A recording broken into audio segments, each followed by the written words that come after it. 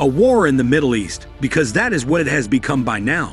Explosions and heavy airstrikes. In more and more places in Lebanon, the damage from missile strikes is visible, with hundreds of dead and wounded. Meanwhile, Hezbollah continues to fire dozens of rockets at Israel. There are increasing reports that a ground offensive may also be on the way. Chaos, panic, despair. Lebanon is in a state of constant unrest and uncertainty as tensions in the region continue to escalate. The country now has 500,000 people displaced.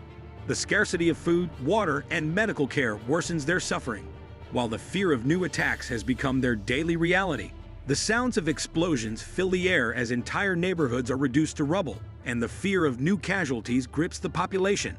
Hezbollah's attacks are growing more intense, further escalating tensions on both sides of the border. There are increasing rumors and speculations that Israel may be preparing a large-scale ground offensive. Such an offensive would dramatically change the situation, with potentially devastating consequences for the region. The developments are unfolding at a rapid pace. No one knows where these attacks will end, but we do know where they started, and that's what this video is about. Bizarre footage from Lebanon shows that at least 8 people have been killed due to exploding communication equipment, and thousands have been injured. The Lebanese Ministry of Public Health says at least 8 people are dead and roughly 2,700 more injured after a number of pagers exploded. CCTV shows the moment one explosion happened at a supermarket in Beirut. One man was knocked to the ground. And here's a look at Beirut now, where It was an unprecedented, meticulously planned attack, almost like a movie script. How did the perpetrators manage to turn seemingly harmless communication equipment into actual bombs? It was unimaginable. No one could have predicted that pagers would explode in such a manner. But it's real. Israel remains silent.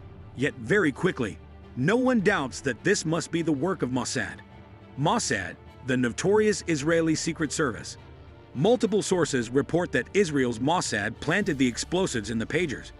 In this video, we'll explore who and what Mossad is, and its role in Israel and beyond. The world of intelligence agencies is one where no laws exist. Mossad is an abbreviation of the Hebrew Mossad Limodin Yul Tafkidim Meyuhadim, which translates to Institute for Intelligence and Special Operations. Yes, special operations. If there's one thing Mossad has been known for over the decades, it's the so-called targeted killings, the deliberate assassinations of key enemies. With an important distinction. Israel calls them targeted killings, aimed at neutralizing or eliminating enemies. Opponents, however, often refer to these actions as assassinations, executions without trial, or liquidations. How you describe it depends on your perspective. A completely neutral term simply doesn't exist. So in this video, we'll be using the words attack, murder, and assassination interchangeably. Mossad's attacks are often highly sensational and widely covered in the media. For example, the attack on November 20, 2020, targeted Iranian scientist Mohsen Fakhrizadeh, who was allegedly working on Iran's nuclear weapons program.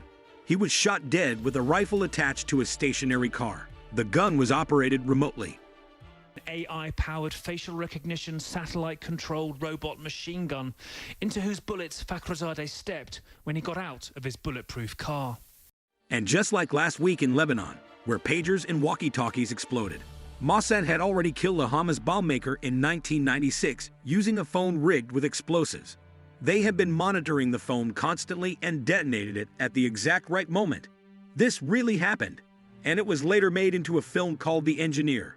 There are many more assassinations that are directly or indirectly linked to Mossad, from attacks on Egyptian commanders, with whom Israel was at war for many years, to revenge killings of former Nazi leaders in response to the persecution of Jews during World War II. Taking into consideration the gravity of the charge leveled against the accused, namely that he personally supervised the killing of more than 30,000 men, women, and children, and considering the extreme display of cruelty which the subject showed when carrying out his task, the accused Herbert Kukers is hereby sentenced to death. The accused was executed by those who can never forget on the 23rd of February 1965. His body can be found at Casa Cumartini, Cala, Colombia, Septima Section del Departamento de Canelones, Montevideo, Uruguay. In one case of such a revenge killing, German media received a letter accusing former Nazi commander Herbert Kukers of crimes, explaining why they wanted him dead, and revealing where his body had been left. Initially, many didn't take it seriously until his body was indeed found at the specified location. His remains were discovered in a house in Montevideo, Uruguay. This was the work of Mossad. Why does Mossad carry out targeted killings? To understand this, we must look back at the origins of the intelligence agency. After the establishment of the State of Israel in 1948 in the Middle East, shortly after World War II, the population was informed about the birth of the new state through posters, among other means.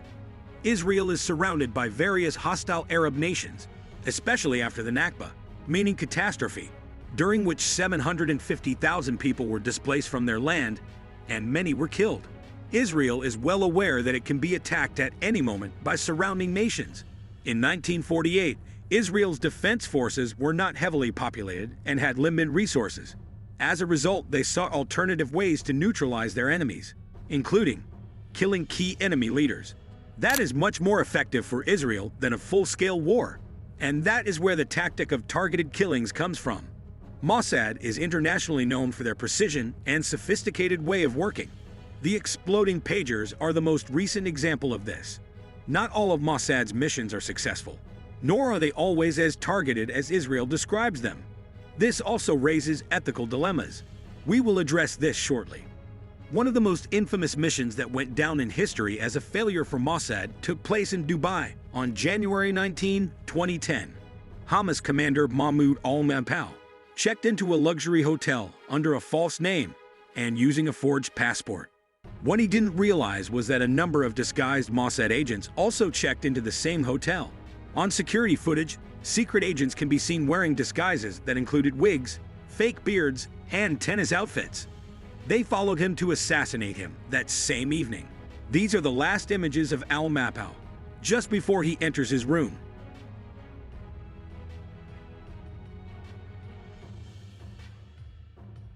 The next day, he is found dead in his hotel room.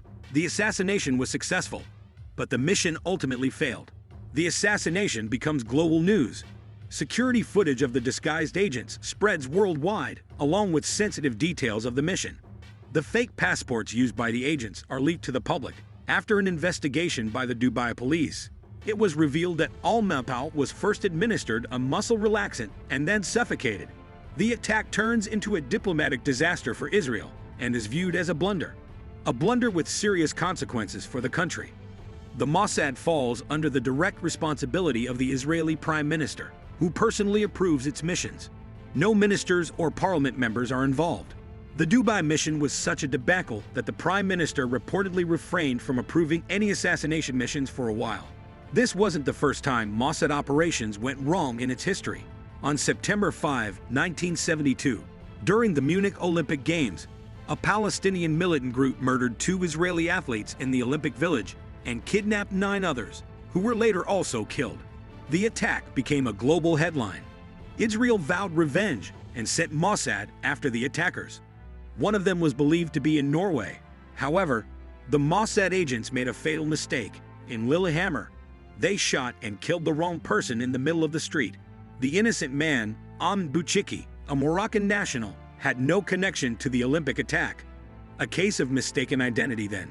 Once again, global news, and such collateral damage, where unintended victims are killed, continues to haunt Mossad. The Israeli investigative journalist Ronen Bergman extensively researched Mossad. According to him, in the 1980s, there were even plans to shoot down passenger planes if Yasser Arafat, the then leader of the Palestinian Liberation Organization, was believed to be on board a targeted flight. Bergman estimates that Mossad has carried out around 2,700 assassination operations since its founding. Not all were successful, and many innocent civilians were killed in the process. The recent case of the exploding pagers is a stark example, as they were intended to target Hezbollah fighters, but also resulted in the deaths and injuries of children and aid workers.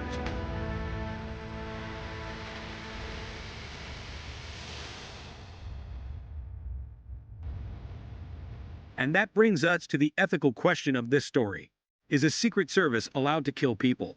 The answer to that question is more complicated than it might seem. The Israeli Supreme Court states that targeted killings are permissible if the targets pose a threat to Israel and the risk to innocent civilians is minimized as much as possible. But where exactly is that line drawn? And who decides where that boundary lies? In Norway, the criminal court was clear. Murder is murder. This was the ruling of a Norwegian judge following Mossad's botched revenge mission after the Munich Olympics in Germany, where they mistakenly killed an innocent man. Several Mossad agents had already fled Norway, but 5 were sentenced to prison terms ranging from 1 to 5 years. Additionally, there are numerous international laws and treaties that come into play in such cases, including the laws of war, which stipulate that innocent civilians must not be targeted, and that combat should only take place within the territories of the countries involved in the conflict. Many Mossad missions quickly become controversial under these laws. The same applies to the numerous civilian deaths caused by Israeli military strikes in Gaza and now also in Lebanon. But then, who or what is going to condemn a country that possibly doesn't follow these rules? The UN Security Council, perhaps? Not likely.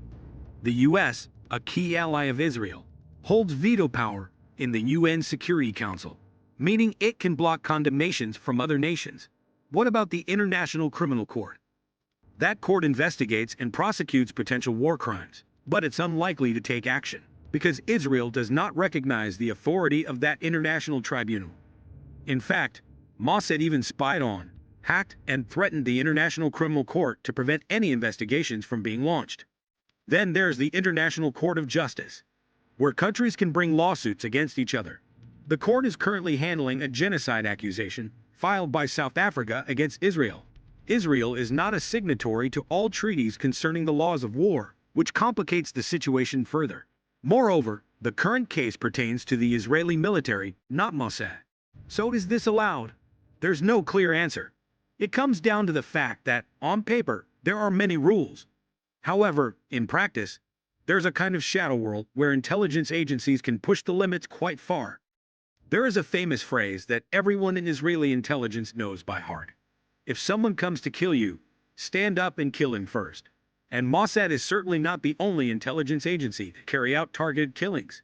Intelligence services from countries like China, Russia, and North Korea are also believed to use this tactic. Especially since September 11, 2001, the American CIA has also engaged in targeted killings. Under the banner of the War on Terror, they have conducted numerous assassination missions in the Middle East, often using drone strikes in countries where the US was not officially at war. Still, Mossad holds a unique position among all these intelligence agencies. According to Bergman, Mossad has even served as a model for the CIA, which has adopted techniques originally developed in Israel.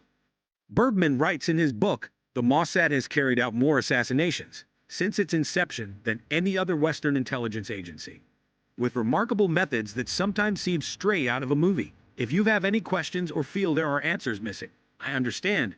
I've felt that way too. After all, they're called secret services for a reason. But hopefully, after watching this video, you know a lot more than you did before. Do you enjoy content like this? Check out this channel for more videos. Like and subscribe.